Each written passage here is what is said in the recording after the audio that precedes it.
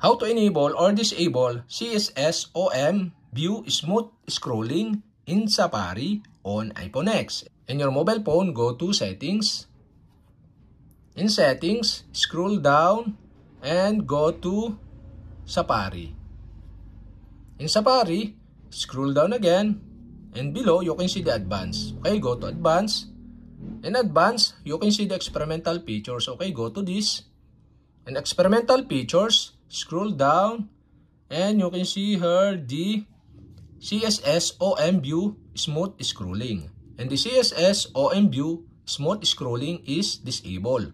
To enable this, you'll have to do is switch on the switch button on the right side. And okay guys, we have successfully enabled. And to disable again, you'll have to do is switch off the switch button on the right side. And okay guys, we have successfully enabled or disabled CSS OM View Smooth Scrolling in Safari on iPhone X.